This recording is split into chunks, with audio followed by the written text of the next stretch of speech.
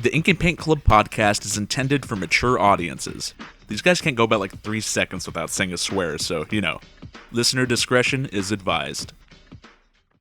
I'm so happy because I'm a gummy bear, gummy bear. Ah! It's my favorite. It's my favorite robot chicken bit. Matt, are you just gonna go out and sing like Steven Tyler? My mouth is not big enough for honeycomb, so I can't.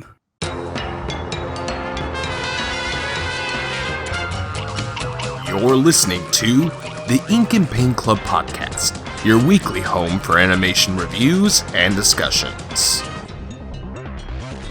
Hello, everybody. Welcome to the Ink and Paint Club podcast. My name is JD, and hey, Chuckle. Hey Kyle, what's up? Thanks. Use that situation. Intro your damn friends, JD. Okay, I wasn't sure what we were doing anymore. That's Kyle, and that's Matt. Hey. And also joining this is my lovely wife, Melanie. Hi. And, sorry, it's been a week since I've been on this show. Technically 2. Well, no, I guess we... It was 1 week, but 2 episodes. Yeah. You don't know my life.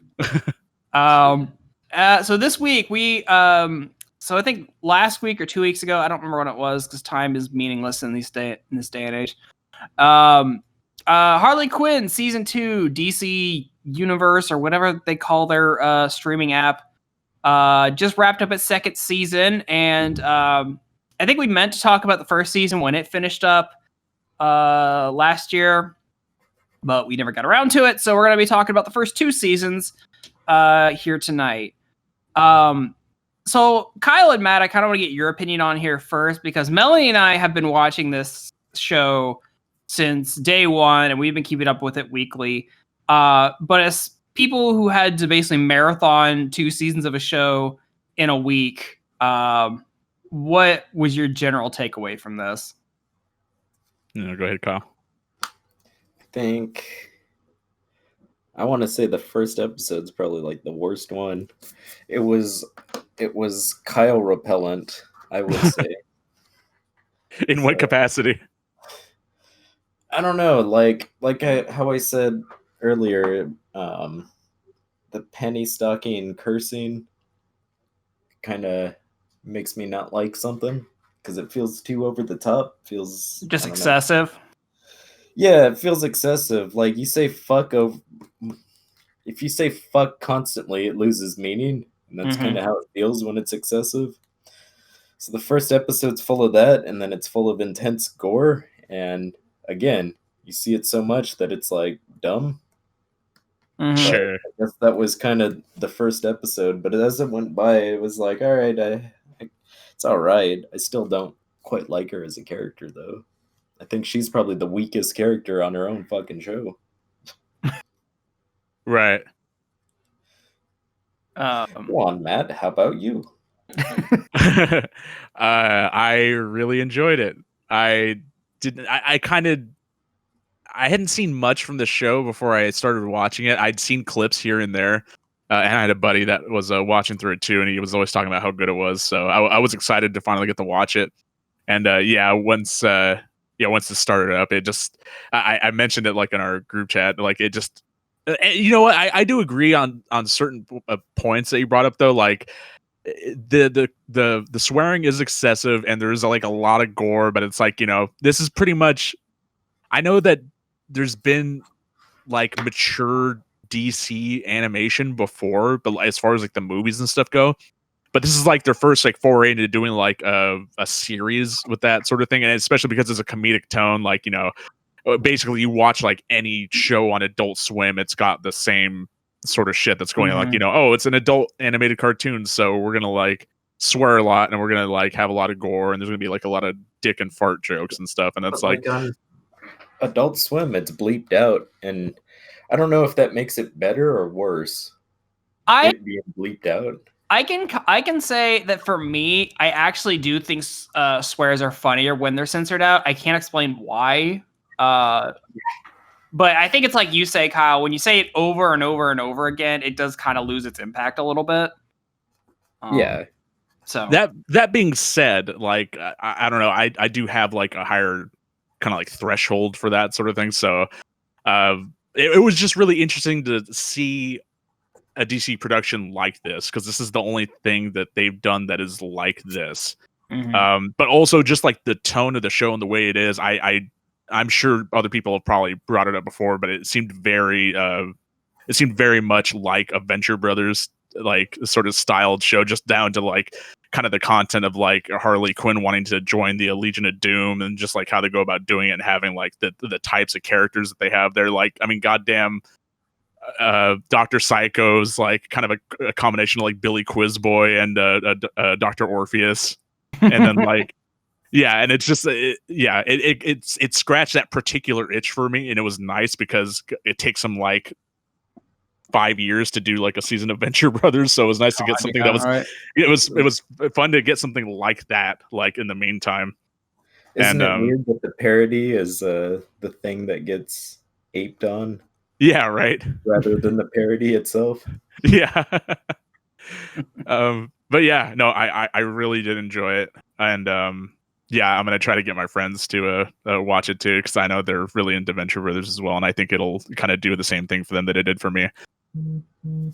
Yeah, you mentioned that in our group chat the other day, and I kind of maybe I didn't understand it the same way you meant it, but I definitely think it's Venture Brother-esque. I feel more in the way that the characters talk, because it doesn't feel. It feels very natural the way the characters talk, I guess. Like it doesn't seem not somewhat much improvised, but not exactly like reading straight from a script either. Yeah, like there's a very hard divide between like watching this and then like watching like I don't know, just for comparison's sake, let's say like Batman the Brave and the Bold or something. Like very very clearly, like that is a superhero show. Right. Everyone's written to talk like a superhero or a supervillain, whereas in this show you've got like characters like the Joker and Batman, like sort of like having dialogue that just seems very normal, which contrasts with the types of characters that they are or have been portrayed as for the last like 1,000 years. So right. That's why it's so like entertaining to see it done in an official capacity. Because I mean, you watch, you know, like I don't know, Family Guy or Robot Chicken, and you see like these types of like parodies and stuff that kind of do something similar in that way. But to see DC themselves actually like, you know, making their own show and having jokes at their own characters' expense and all that, or like just the fact that they took a chance on this show, like, and got it done like this too. Yeah.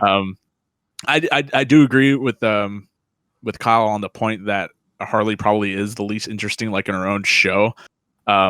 I do personally like how they characterized Harley here, like especially like her whole arc, like throughout the 2 seasons and stuff. But I mean, just as far as like action and like the goofs and stuff, like I mean, I love the characters that are part of like her crew, like Dr. Psycho, Clayface, King Shark, Cyborgman, and like Frank the Plant and Poison Ivy. Like I don't know, they all just work really well with each other. Like there's a lot of really good character moments in here and like interactions and stuff.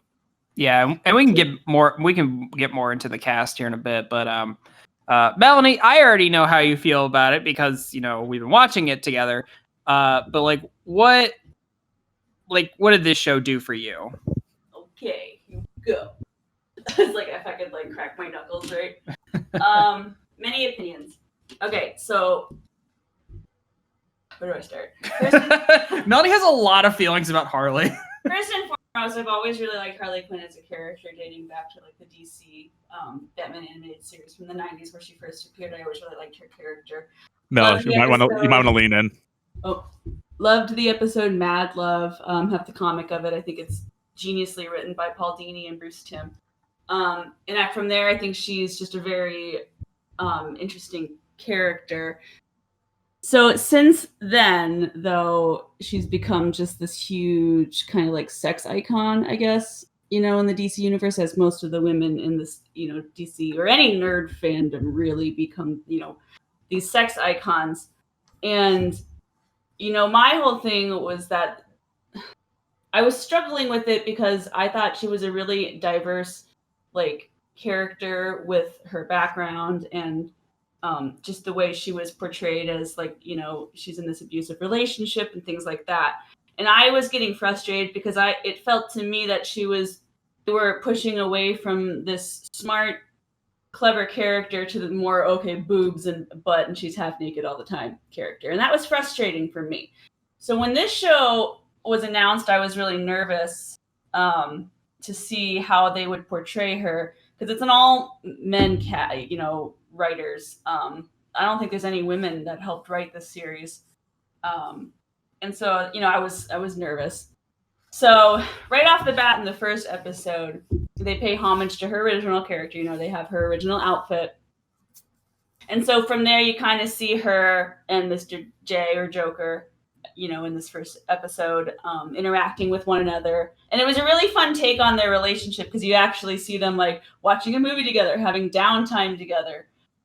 He loves Reese Witherspoon. Likes Reese Witherspoon. Just like this fun, you know, interesting side of them that we don't get to see. And those are the parts of relationships that I think build strong relationships, is the parts that people don't see. So I really enjoyed how they showed us that side. I really loved how they showed right off the bat how he just threw her to Batman and ditched her for a year in Arkham. And then, you know, enter Ivy, who I also have a lot of opinions on how they did Ivy in this. But Ivy, from right off the bat, is just like a really good friend. She's just like, this dude sucks. And, you know, and I've been in a situation in my life where my best friend was in a very abusive relationship. And it was very difficult to kind of watch her experience this. And same thing, they would break up and get back together and break up and get back together. And so to watch that in a movie was really interesting, or in a show was really interesting. And so finally there's this, spoilers, this really big elaborate setup finally that proves to Harley that Joker doesn't love her. And it took a lot for her to realize that. And so it's a show about her, I guess, becoming her own person, because I think for a while that was a struggle. Because, and at least for me, the way I saw it was her character only existed as the Joker's girlfriend. And that was the whole reason her character was made. That was the basis of her character, was to be by the Joker's side. So I was always like, when they put her as a solo thing, she can't be Harley Quinn anymore. She's literally Harley Quinn because of the Joker. This show does a really great job of working through that. There's even an episode where, and I loved the way they did this, is an episode where she's like, yeah, great job. You took Harley from Harleen and Quinn from Quinzel. Great job, genius, or something. It's really funny. Yeah. And she's like, I've always been Harley. Like, fuck you, dude. And just to kind of see that, this overpowering thing, because the nitty gritty of relationships is you have to like realize on your own that this isn't a good relationship, which, you know, Ivy tried to do. And ultimately with my friend, she happened to just eventually come to her own senses and be like, there's nothing for me in this relationship. And I think the show has done a phenomenal job with that aspect of a more serious tone, you know? Mm-hmm. Yeah, sure. Rant over. Okay. I mean, I don't personally have that kind of attachment to it. But I really enjoyed this show because we kind of touched on it a little bit. That, like you said, Matt, this isn't really anything DC's done before. It's like a completely new take on a lot of the characters. I would argue they go Batman. Well, I mean, in regards to like they haven't done like an adult show. Mm-hmm. Yeah, and like it's weird because this show is almost a slice of life show as much as it is like an action show or anything. Just because like a lot of the dialogue is just very casual. I mean, half the time they're sitting in Ivy's apartment just shooting the shit. It's like the dialogue they use is really funny. Yeah. So I mean, I've just kind of enjoyed getting to see characters I'm familiar with in a slightly different context and bringing in characters that I've never even heard of. They've built this sort of universe around the fact that there are supervillains and superheroes, like all the villains are friends and hang out and like text each other, and then like the Legion of Doom is like this man club, and They literally have their headquarters in the middle of the town. yeah, it's like really funny. I enjoy the like the lore they've sort of built. Yeah. it just makes like superheroes and supervillains are just an everyday occurrence. seems like it's not a big deal a anymore. more natural thing. Yeah. And that was the reason why I felt like it gave off very big Venture Brothers energy, because a lot of that show was like True. about like henching and like, you know, superheroes and supervillains, and like, and just down to like the way the dialogue is done. Even there was like bits of music in here that reminded me of like the score from Venture Brothers. Like it just, yeah, it was that one episode where the two nerds are sitting on the couch, and I said to you, I was like, don't those dudes look like they'd be in Venture Brothers? Yeah, like, a little bit. The way they're drawn, they look like Venture Brothers. I don't know if there's any connection. I don't know, but the episode, I don't remember which episode it is, but yeah, the one episode just starts with these two fucking nerds in a basement complaining about the show. It's like two dudes. Yeah, because that's the episode that doesn't even have Harley in it, and that was the framing the device. one episode about Batman completely. He's like just complaining about Harley and just, you know, a lot of misogynistic things, and it's like, this show doesn't even have Batman in it that much. Why would I watch it? And then his friend's like, hey, this next episode's all Batman. And I was like, fine, we'll watch it. Well, he's like, his friend's like, you watched Gotham. Yeah. And it's like, it's weird this show bringing up the other weird shit that DC has put out. And then I like that they kind of come back to it in the second season, where it's Frank the Plant and his weed dealer, like recapping what's happened in the season so far. It's not his weed dealer; he's his pot guy. His pot guy, because he carries his pot around. Yeah, right. I love him and his pot guy. But yeah, like just talking about kind of the weird assortment of characters they chose for this, like. Obviously, like if you're gonna have a Harley Quinn episode or show, you're gonna have to have Poison Ivy as her second, just because over the years now they've become so very entwined with each other. But like Clayface was a weird take. Interesting take on him. I liked how he wasn't like this struggling. He was a struggling actor, mindless, right? I'm used to Clayface either being a giant hulking monster or he's like a struggling actor and like dramatic about it. But this one is like he's Alan Tudyk, so he's a theater kid basically. He's a theater kid. Really funny. I love IT guy King Shark. That's so random. He's like the best character. He's so cute. I love him. Well, since you brought up Alan Tudyk, I mean, God, we got to bring up like the voice cast, because they did a bang up job with like some of these castings. Oh yeah, I think the casting was for Alan Tudyk like does a great job as Clayface, and I actually really enjoy his take on Joker as well. Which I don't think we give enough credit to Alan Tudyk for his voice acting career, because he does a lot of voice acting. I literally didn't know who he was until Starverses. Well, it's like how Pixar has John Ratzenberg for every movie. Alan Tudyk is that to Disney now. Yeah. No matter what it is. But yeah, like his Clayface and his Joker are like, you can kind of hear hints of it, like that is done by the same person, but he does them differently enough that I'm not at all bothered by it. I like the take on Joker in this, that he's very like kind of obsessed with his personal appearance, because he's very insecure. He's a narcissist, and so he's like really into himself. So I love how he's got like a really nice haircut, like really nice shoes. Just I don't know. I think it's a nice touch. I didn't even know who like Dr. Psycho or Cyborg Man were. I had to look them up. I knew fucking Cyborg Man like was fucking Jason Alexander the moment I heard him. Yeah, that's unmistakable. I mean, like the characters themselves. Like I didn't realize the Dr. Psycho was like an old. Oh, gotcha. But yeah, I mean, you've got like. I love how he was just like super sexist. Yeah. I will say my main issue with the show is that, for being this quote unquote feminist show, you know, there's not that many women in it, and I was really mad that I was like, she's gonna go make a crew, and I'm thinking she's gonna go make an all-women crew because there's this whole thing about like how, Birds of Prey.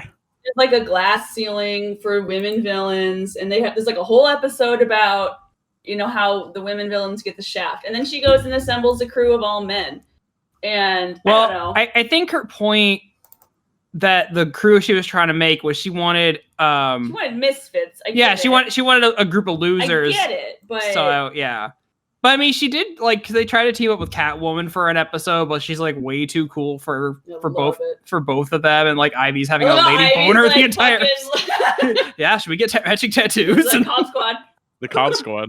The Cop Squad. I love it. Back to the voice thing though. It was really nice to hear Diedrich Bader come back as Batman because I love him in Brave and the Bold. The guest voices and stuff they got. I mean, I like Giancarlo Esposito as Lex Luthor, who's he's like Gus on Breaking Bad. Mm-hmm. Wayne Knight is the Penguin. Alfred Molina as Mr. Freeze was like a really good fit. Oh my god, I love the Mr. Freeze episode. Oh my, I was dying. He's not evil. Oh my god. JB Smoove as Frank the Plant was like an inspired decision too because he fits that character like so well. And then Ron Funches as King Shark, I think, is like the undisputed best. So Ron Funches is who plays King Shark, right? Yeah. So that that is really random because I didn't recognize his King Shark's voice actor at all. But literally yesterday or the day before, I just my random suggestions on YouTube was like, hey, watch this clip from Ron Funches. I'm like, okay. And this guy's got this really weird delivery. It doesn't sound like his stand-up delivery is completely different than how he talks for King Shark. Yeah. But I never made that connection. That's really funny. No, his stand-up's great though. That's why I'm glad they got him. It's a great fit. We watched a clip the other day about why he defends calling his 10-year-old autistic kid an asshole. Anyway. Yeah. Tony Hill as Dr. Psycho. I had to look it up because it was bothering me, but it was that's Buster Bluth, right? Yeah. Well, it was Wadska from Good Vibes. The same exact voice. Yeah. And it was bothering me because I haven't seen that show in a while. Right. But anyway, I really like how Ivy is done in this. Mm-hmm. I talked about that earlier. I've never ever seen her character this way before. She's always been another sex icon. She's always been luscious babe pheromones. I control men with my sexy pheromones. Which technically she still does, but she still does. It's very non-romantic though. It's very clinical. Very conservative, and she's just very I don't like people at all. Fuck people. And I think that's hilarious. Oh, that was what I was trying to make a point before we recorded, where I was like, she's still very much like an angry character, but she's angry in like a Janine Garofalo way, where it's just a very understated sort of anger. It's not like a she's very I don't think she's angry. I think she's literally at peace with how much she doesn't like things. she's very misanthropic she's just about very much and I love that part where she's just like, okay, I'm an eco-terrorist. Someone please tell me how that's evil. Right. It's like, I'm not a super villain. I'm just trying to save the earth. How is that bad? Which, I mean, when you think about it, she has some points, but it just goes about it the wrong way. We were just saying how she's OP as shit. It's kind of ridiculous. Oh yeah, half the fights they get into would be over in a second if Ivy wasn't there. Which is why I think it's funny again. The League of Doom kept trying to recruit her, and she's like, "Fuck you guys." Fuck you guys. And Harley's trying so hard to get in. Those guys are such dicks. Yeah, it's really. I really enjoyed how they set all that up, and there's that whole episode with the fairy tale lady and stuck inside a book. Oh yeah, the Queen of Fables is another character I never heard of. Wanda Sykes. Yeah. I love her. But just interesting. Interesting takes on characters. And I got to a point. What were we watching? We were watching something recently that Harley Quinn appeared in it. Was it the Birds of Prey movie? No. It's a game or something. Well, Harley Quinn shows up in it, and I cringed. I was like, "Oh, is it Injustice?" Maybe it was Injustice, but I couldn't stand it. I couldn't stand it because I'm so used now to the way they do her in this animated show, and I love her in this animated show. Yeah. And now when she shows up in other stuff and she's like over the top ditzy and silly, I'm like, ew. Well, that's another point too, is that Tara Strong has been like the voice actor for like a long time now. But she does do a lot. She took over from the original one and has been Harley in most things. Yeah, but I mean, so I was surprised they didn't go with her for the show. They actually have. I'm glad they didn't. And also, yeah, I said to Jamie, I had noticed that she has like no accent in this. Kyle brought that up too. Yeah, only when she says "Puddin' and Mr. J." Yeah, so Kyle, you were saying how it doesn't make sense for her to really say that stuff without like that particular accent. It's like a New Jersey type accent. Yeah. She goes back to her family. She gets kind of dips back into it a little, yeah. Well, in the original Batman animated series, in the episode where she's completely normal when she's a psychiatrist, and she only has that accent after she becomes Harley Quinn, when she breaks in and she says, "I'm here, Puddin'." But up until that point, she talked like a normal person, and that's like a normal person, and not like somebody from New Jersey. Not like, because she's trying to be this cutesy acting for the Joker, like that's her whole thing. She's an act, because she's trying to win his affection. But and that was another thing. So I know that's not a thing specific to this show, and I think it's something that they did like in the retcon when they did like the New 52 stuff in the comics. But yeah, they made it because originally Harley's thing was like she was just sort of like an ascended henchman, and she like colored her skin. But I guess I have so many opinions. Yeah, so like they changed it now, so like now she's also like fell in the same path that the Joker fell in, and that's like when we reviewed that Batman and Harley Quinn movie with Kyle, I went into a huge rant, so I'm gonna do it again really quick. I never saw that one. Really quick. Now Matt gets to hear it too. Okay. This whole thing for me was that she's very smart. She has a doctorate. She's a psychiatrist, which you have to be really smart to get a doctorate in medicine and things like that. So she's not an idiot. Like she's very smart and manipulative herself, which I think is really important to touch up on, because it's not, the Joker didn't make her that way. She's kind of always been that way. And they show it a little bit more in the Mad Love comic, where she's kind of like flirting with her teachers to get better grades and things. That's what I thought I'd seen before, yeah. So she's kind of always been a little crooked and twisted, which, Ivy kind of brings up in this show, which I like. But so ultimately she, falls in love with the Joker. He out manipulates her, you could say, because originally she was trying to manipulate him so that she could get a book deal. She wanted to write a book on him and be famous. So basically he out manipulated her, and she became Harley Quinn. My main thing is she chose to be Harley Quinn in the original story. She chose that. She went and got the costume, and she chose to put it on and become this figure. When they retconned it, it's a horrible story of like just abuse and violence. And he literally like throws her into this vat of ass, and she's like, "Oh no, you're horrible. You killed all these people. Don't do it." And he throws her in, and then she's like, "Yay, here's my boobs. I'm Harley Quinn now. Woo. Because you threw me into acid, so I'm yours, baby." Like, and I just hate that. I hate it so much, because to me that takes the choice away from it. Which they kind of bring back though in this show. A little, but they still keep with the whole he threw her in a vat of chemicals. Yeah, she jumped in. Yeah, but it was more like he kind of like provided that sort of choice for her. Mm-hmm. I've seen it done different ways. I've seen in a comic where I've read it, where he literally like forces her and she's like crying, and then in the Suicide Squad movie, it kind of is again where she's like scared, but she just kind of walks in, I think, because at that point she's just kind of lost it from trauma. Mm-hmm. And then in this, there's that episode where they like go into her memories. Yeah.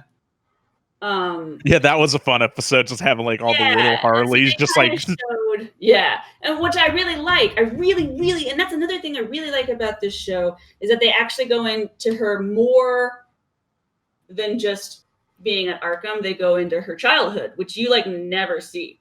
And I'm not. Yeah, I never knew like her being a gymnast was like a big thing, which makes sense in hindsight. I knew that because they mentioned it in the Mad Love comic. because Batman, it's like really quick in passing. Batman's like, yeah, she got a scholarship to college for a gymnast scholarship. So I knew that. But yeah, it was really interesting. I really enjoyed how they showed like her dad making her quit. Just for a bet. Yeah, I thought that was an amazing touch because now it shows, okay, she kind of had a shitty upbringing. You know, she had this amazing talent and she had to get rid of it. You know, so that's a really interesting character arc, I thought. Anyway, I forgot what my main point was. My main point, I think, was that she chose to be Harley Quinn originally, and now it seems like she was more forced to be when he throws her in this acid. Because, I don't know. But I think that's the whole point they were trying to make in this cartoon, is that she is literally, like, owning it. She's taking it back from Joker. She's like... It doesn't define her as a person. She's like... Yeah, like that whole bit about them going into their memories and like she rewrites her own origin story. Right. Like, So, I like that. I do like that. I think that's very empowering. I think that's a great thing. Not that this is a kid show, but I think it's a good thing for people who are in abusive situations to see. And it is funny, and it is comedic, but they do touch on these very serious things. And I think they've really done a great service to the Harley Quinn character by making this show. Totally. Yeah. Yeah. I think we should move on and talk about the best character in this whole show, who is Kite Man. Oh God, yeah, no, Kite Man was, yeah. I'm pretty sure Jim Gordon's the best character in this show. Oh yeah, alcoholic Jim Gordon. See, that's the thing about this show, though, is like the characterization of like so many characters are just done so well that like, I am there for tweets. I mean, goddamn, fucking the thing, or not the thing, Clayface's hand when it comes off and it's like pumpkin, and like Gordon like it has a relation, has like, you know, a friendship with it fucking gets a tattoo of him later. Like Batman has like a picture of him and Jim on his screensaver. Like yeah, I just love that he's like this raging alcoholic, but he's also like real desperate for Batman's friendship. Like tries to invite him to a barbecue at one point. God. Yeah, I love it. It's fucking awesome. But I just love fucking Kite Man's characterization. That he's like introduced as like this really awful dude, bro. I thought he was gonna be a. I did, but they kept bringing him back. I know. I don't think anyone could have foreseen that he was going to become like a regular character and become so like part of Poison Ivy's like arc throughout the show. There's this one episode where when Harley finds out they're dating though, and Ivy's like, seriously, you didn't know? I'd come home late every night reeking of kite. And I'm like, what does that mean? What does that smell like? Kite. Like high altitudes. But it kills me. And I know it's the style of the show, but I like no matter how many costume changes he has, he never takes the mask off. Yeah. Yeah. Even when he's in bed or in his wedding tuxedo, he still has the fucking mask and goggles. He's just like so proud he is. He's Kite Man. So I'm wondering now, because of course I'm only watching it after the fact once all like the episodes are out. But like I'm imagining a lot of people are probably pissed initially when they're starting to establish this Poison Ivy Kite Man thing, when they're like thinking, oh, and you know, oh no, it's got to be like Ivy and Harley and stuff. And it's like I imagine a lot of people, especially fanboys who don't have like a lick of patience in them, are probably like up in arms about that type of shit, huh? Curious about it because, again, with Poison Ivy's character, you only ever see her like manipulating men, like entrancing them. Yeah, and she's never shown to like anybody except Harley, really. And so I think it's interesting in the show when they like psychosist her. They're like, oh, you're a misanthrope with people issues or some shit. I don't know. But I was like, okay, I could buy it. Because you only ever see her like sexifying men. So I always saw her as this raging lesbian. So I guess it was interesting when she had this relationship with Kite Man. Which it's really weird because like it's a very kind of sweet relationship, at least from Kite Man's perspective, because he like over time like is very like supportive and like invested, and he's like he treats her really well. So much when it gets to the end of season 2 and spoilers. You feel bad. Yeah. do. I do feel bad. Yeah, like I actually kind of like how he like stood up for himself, and I'm like, look, I deserve better than this, and obviously you're not fully into this, so it's like, you know, I need to go do something else, and like, yeah, you probably should. Well, you know, I think Ivy really was there for it all the way until he kind of brought up like kids and.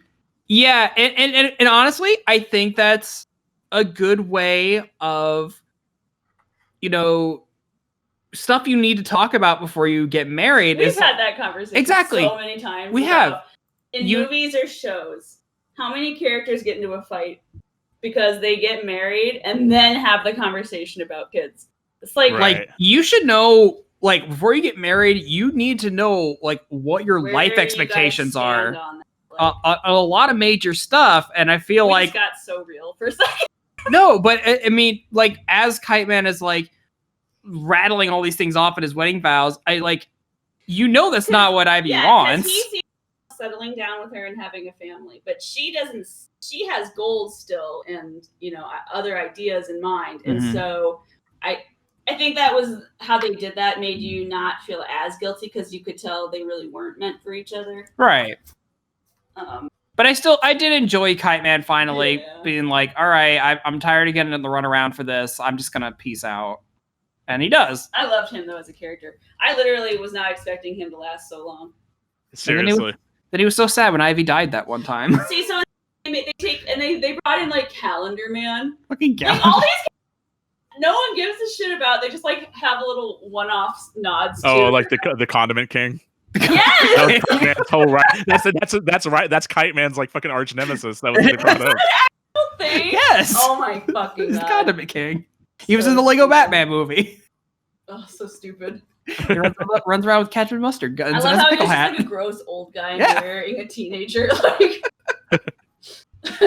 but yeah, I mean, each season has its like own arc that kind of plays off the one before it. But I like how the first season is mostly about like Harley's breaking free of the Joker, kind of like trying to forge her own identity, making this new group of friends, and that's great. The second season made her realize that the relationship she had with Joker wasn't actually a loving relationship. Well, I think it was more of like her trying to figure out what she really wants out of life. Like she's not like realizing she's not like a super villain, like not even like that much of a real villain. Like I love the episode where they like just go to Apocalypse and talk to Darkseid because that's a thing you do. Call him up on the phone. Like, why does Psycho have his phone number? Also, why does Darkseid have a phone? Mr. Freeze, because that's the episode where Harley starts to be like, man, I really didn't have it very good with Joker, and I do want love, and like she doesn't actually know what a loving relationship looks like because she had shitty parents, she had shitty friends, and shitty relationships, and so and the Birds of Prey movie kind of touched that on the very beginning in the little animated bit. They showed like that cute little cash register thing where she's like, finding love is hard, and it's just kind of like hasn't ever worked out for her. The only thing that she had to look up to when she was a kid was her poster of Frankie Muniz. Yeah, dude. Who showed up and voiced himself on the fucking show. He sure did. That was great. I just love the line where they're with Mr. Freeze. Is like, I'm not a supervillain. I'm just trying to find a cure for my wife. And they're like, how are you supporting that? He's like, organized crime. Cool take though, because that's a good point. That's the thing. He like, really isn't evil. Yeah, and it's like I've never seen in any interpretation. I've never really seen Mr. Freeze as a bad guy. Yeah, he's just like he's a sad guy. He's a sad guy. He doesn't want to do crime. He just wants to fucking help his wife, and he has to do crime to do it. So I mean, in some level, I understand. And like how Ivy's not really a bad guy, or at least doesn't see herself as a bad guy. So it's nice to see these quote unquote bad like super villains that don't really see themselves as like bad people. Well, and you start to wonder if they are that bad because Kite Man doesn't seem like he's that bad. I don't even know what Kite Man does. Yeah. Like, never really like tell about his career outside of trying to be with Harley or with Ivy. Sorry. The most evil thing in that show was the cancer ray. Oh Why god, did they make that was one of my favorite gags in the fucking show. Just Harley scrambling for anything and just shoots a guy with a laser beam, and it's like, "Oh, you gave Frank cancer." I'm like, "Oh, I'm so sorry, Harley Quinn. Did you give me cancer?" And like the whole exchange with that. Spend it with my kids. Well, yeah, he's like, fuck it. I got cancer now. I'm gonna go spend my time with my kids. He just leaves being a henchman on the spot. Yeah, he's like, bye.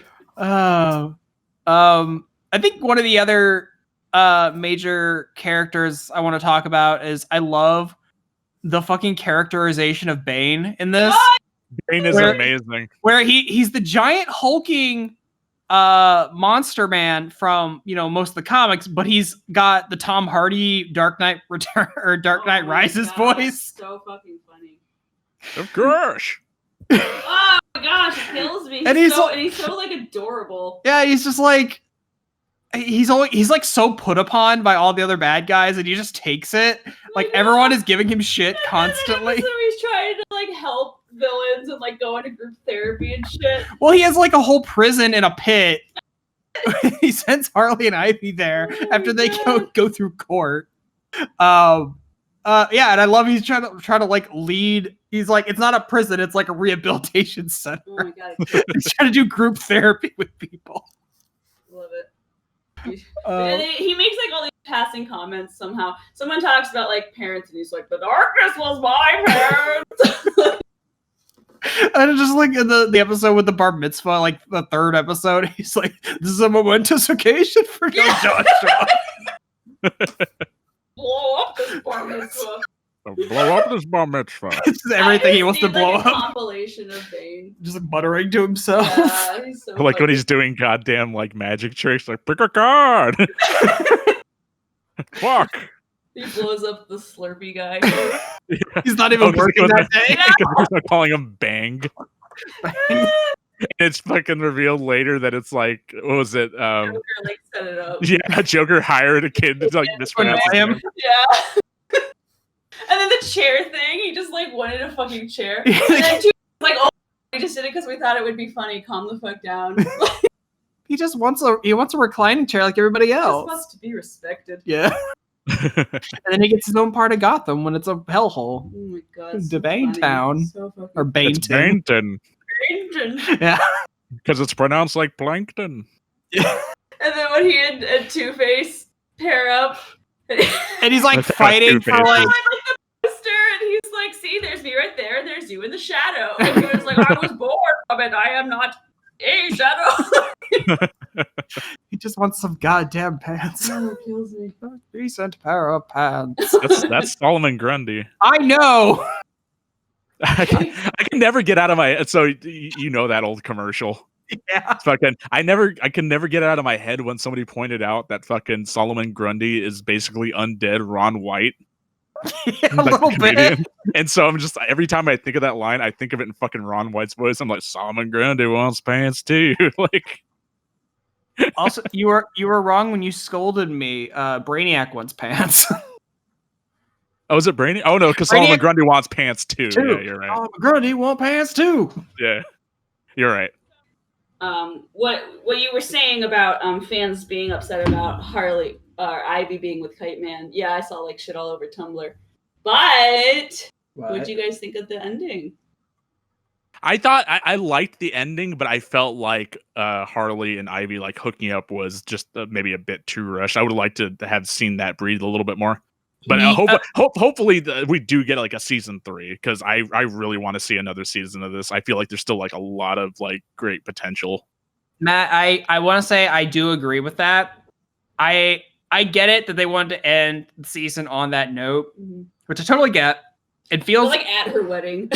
like Kite Man broke up with her literally not 20 seconds ago, and then she's all like, "Okay, Harley, I admit it, I love you, and we're gonna be together now." I think I would need a hot. I get that was the note they wanted to end on, and it feels earned to an extent. I just feel like there need to be some breathing space between the end of that wedding and them finally, admitting their feelings to each other. Yeah, that's all I needed. But yeah, Kyle, you've been quiet over there. Do you have anything to add to this? Do you have any bits that you particularly enjoyed from what you saw? I like that Jim Rash was the Riddler and in a college, which was pretty much a community thing. Yeah. No, that was pretty good. So. They're all running on the hamster wheels to generate electricity. And then he gets like super buff, and I think like Dr. Psycho gets a little gay for him. Oh my god, yeah, they were so gay for each other. It was cute. We're not gay, we're partners. Love it. It was weird to see Dr. Psycho become like the villain for a hot minute there at the end of the second season. It didn't seem that weird to me. I mean, he said cunt on television. He did he did say the C word on television. I don't like that word. Yeah, that's why it's good. That's why they made sure to fucking villainize him for it. Yeah. It's a terrible thing to call. Look, no, it's bad. Me that once when I was a waitress, and Jamie was about to come and kick ass. Like, you remember that? He was a trained fighter, so. Oh. Well, I don't think you would have. Probably not. I probably would have got my ass kicked, but I would have enjoyed getting my ass kicked for defending the honor of my lady. Darling. Yeah. Does that make me sexist for like wanting to defend your honor? Nah. Molly defended my honor though because she called the restaurant and pretended like she overheard it. Oh. And then he got fired. Nice. So. Yeah. But yeah, so Molly's my sister.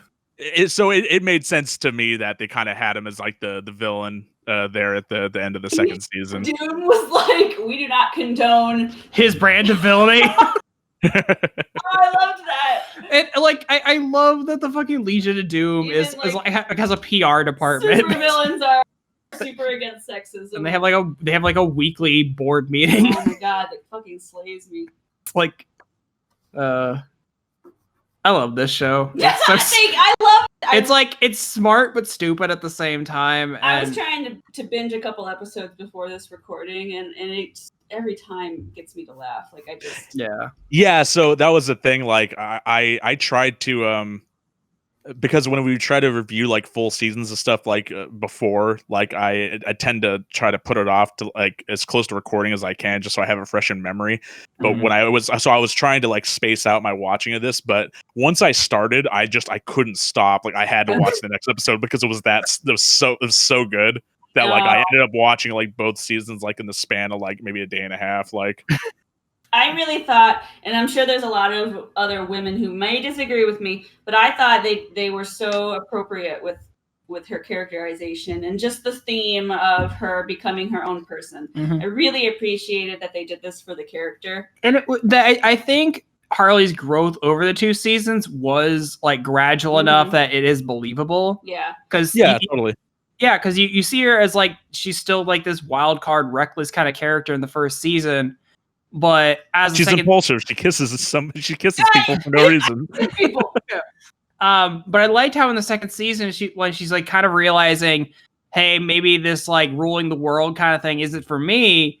She kind of like she never kills innocent people. Yeah, so it was she's an animal lover. Yeah, so it was kind of nice to see her have this gradual, very real kind of like realization about like what she wants out of life and like what she needs to do with her life to get to the point where she wants it to be at. Well, and Ivy even said she was like, I trust you with my life, but I don't trust you with my heart, because she knows Harley is a very, just impulsive person. And I thought that was a really good line, because I was like, she's a great friend, but is she a great partner? Yeah. Which in real life really can reflect on a lot of people's relationships. You can be really good friends with someone, but in a relationship romantically, it just doesn't work.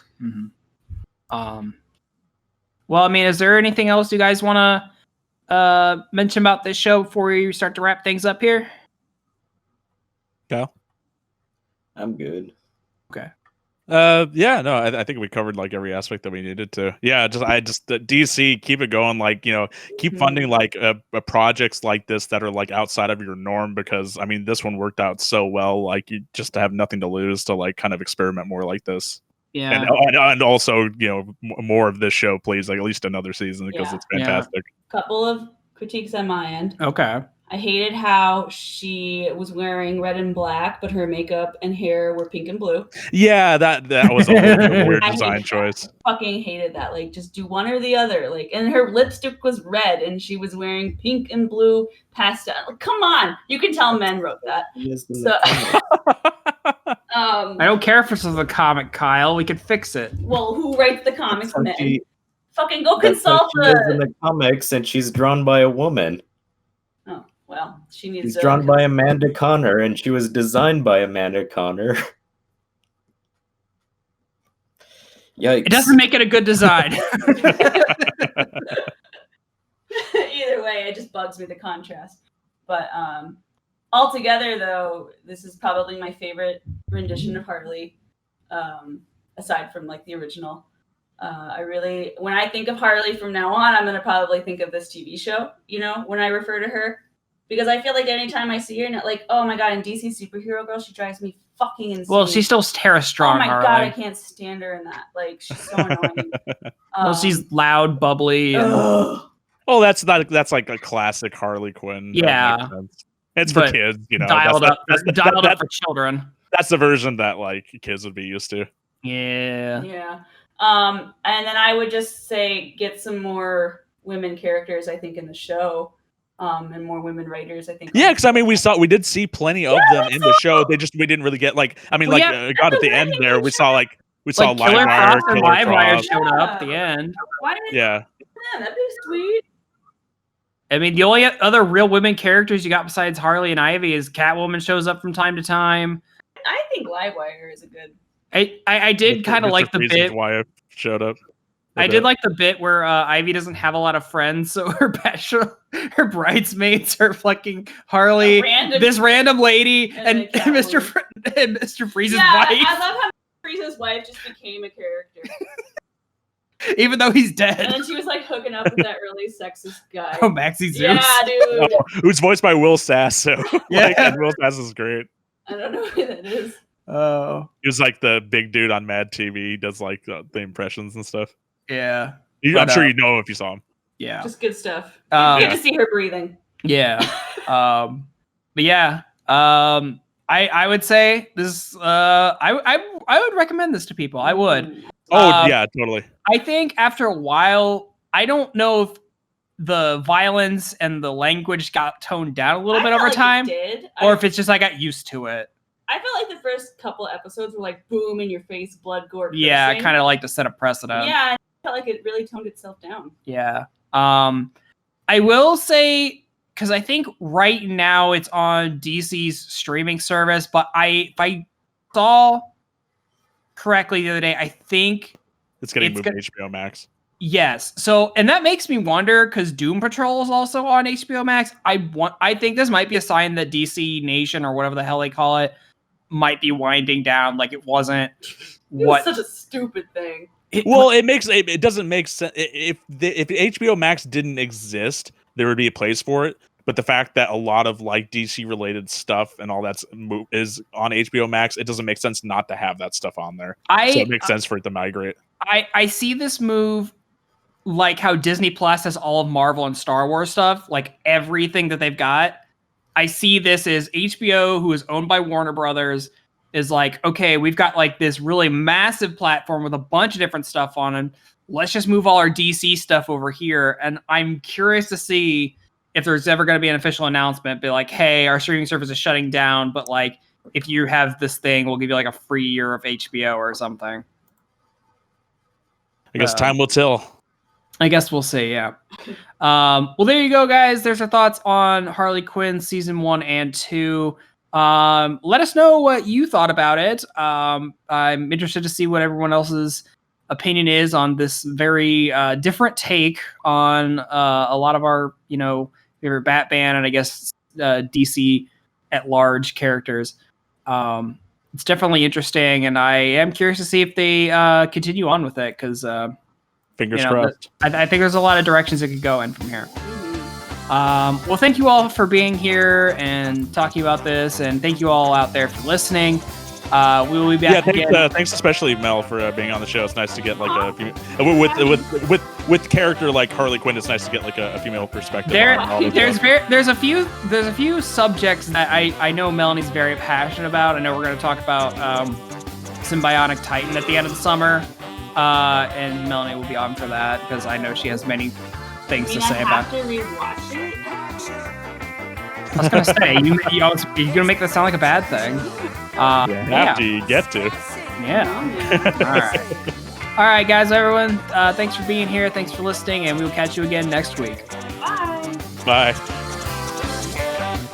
Thanks for listening to the Ink and Paint Club podcast. Be sure to follow us on Facebook and Twitter to keep up with the show. Join our Discord to chat with us, and subscribe to our Patreon for some cool bonuses. Links are in the description. We'll see you next time.